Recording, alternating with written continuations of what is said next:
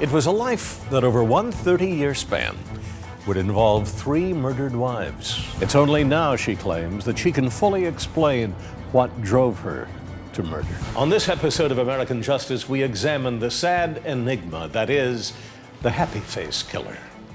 Bill Kurtis is a household name on the A&E network as the host of 2 award-winning series, The Cold Case Files and American Justice.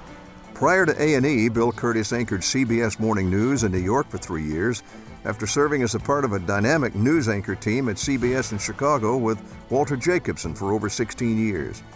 Bill Kurtis caught the journalism bug when he covered a devastating tornado for 24 hours straight in Topeka, Kansas. It killed 16 people and injured hundreds. Today, in addition to his work on A&E Network, Bill runs Tallgrass Beef Company in his hometown in Kansas, and also does other documentaries like Mercy Ships, which he did in partnership with the Total Living Network.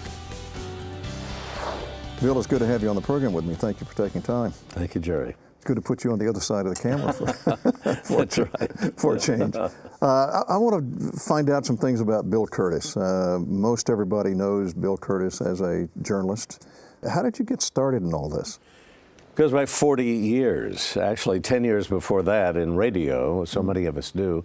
I had a deep voice in a little town called Independence, Kansas. And it was a good job to have going to school. And then when I was graduating Now, was that KIND radio? Yes, it was. Kind words for Southeast Kansas. And, I now own the station. I know that. Isn't that incredible? It was an emotional buy. I really felt good about doing that. Now, you were in high school at the time? High school. Started at 16. Do you recall the first day you went into Kind Radio in Independence, Missouri? What did it feel like? Were you nervous?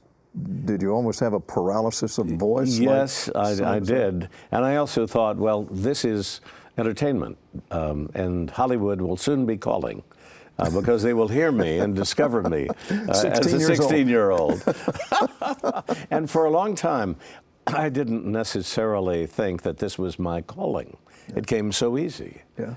But did you do an entertainment kind of radio thing, or were we doing news at 16 years old? Well, you do everything. Yeah. You sweep out.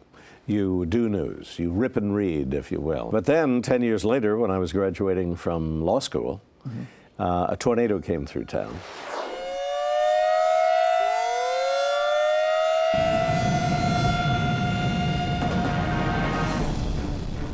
And I had left my law review class to fill in for the news director, who left early on vacation. I happened to be the one on the air when the tornado came in. Wow. And I had to give the warning.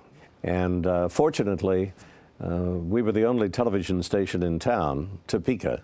We had a 75% of the audience watching CBS Lost in Space. So you were on television at this time? Yes, okay, on so camera. You were doing this on camera. Yeah. And it was on the ground for 12 miles.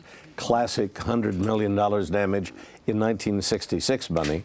So it was a big deal for me. I had accepted a job as a lawyer, and I thought someone is showing me a sign that I should stay in broadcasting. So you came from Topeka, Kansas, to Chicago. Pulling a U-Haul trailer behind a Tom Mix Rambler.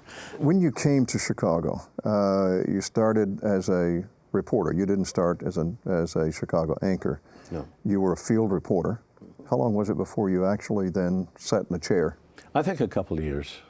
Fahey Flynn was the icon of Chicago at the time. He was getting ready to leave, and they were, the management was trying to find a replacement. I was sort of a temporary replacement. They liked me, but I had a face of a 16-year-old. And it was pretty clear that in a major market like Chicago, they needed someone else. But in 1970, I then joined the network as a correspondent, went out to Los Angeles. And as a lawyer, I had just come from the conspiracy trial in 1969. And that's when it really came into play, this legal education. Yeah. I was able to know the players without a program, and got out there and covered the Manson trial for 10 months. 10 months. America's horror story. So you were on the air every day doing a major United States story for CBS News, which to some degree made you more prominent than the actual person sitting in the anchor chair. I guess that's true, but it also gave me confidence. You're doing your job, you're growing, you're getting older, and I finally felt when I came back to Chicago in 1973 to team up with Walter Jacobson that I finally had enough moxie or gall to chutzpah, I guess, to tell someone else what was going on in the world. That's amazing. You know, I was just thinking, though, how that those opportunities come along for journalists, and almost with every major journalist, especially the on-air anchors and so forth, they always had that defining moment in their career where they proved the credibility of their journalism. I think immediately of Anderson Cooper, who became central in Katrina, and every night you had the opportunity to decide how you felt about him. And it was a huge step in Anderson Cooper's career. You have a big story. You have a big story. And airtime. For those people around the rest of the United States who are watching on screen, they probably would not be aware that in Chicago, the team Bill Kurtis and Walter Jacobson became legendary.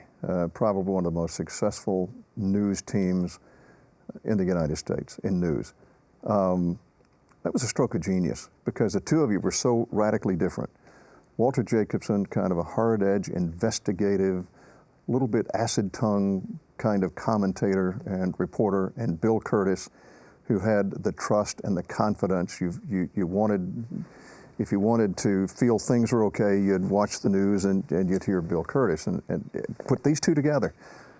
A lot of news directors would not have seen the potential of that kind of synergy. How did that happen?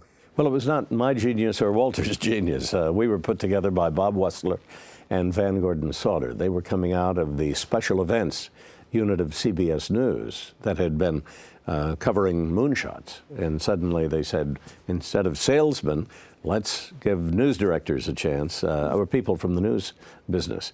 And so they saw I had been exposed in the market before. I'd grown up. And I think they did see the chemistry, this unusual teaming of these two guys. I was the guy who went out to cover the news. Walter worked on his perspective inside. We came together and essentially told each other what we did during the day. And he had such a wonderful edge that he was always in there. He's always digging. Always digging, and controversial. Yeah. But every day he worked on that perspective, as he does today. I mean, it must be 40 years, and I've never seen him, take a day off or stop the passion and the drive for doing that. So I decided to go back and start documentaries when there were no documentaries. They were closing down whole floors at the networks because they didn't get the ratings.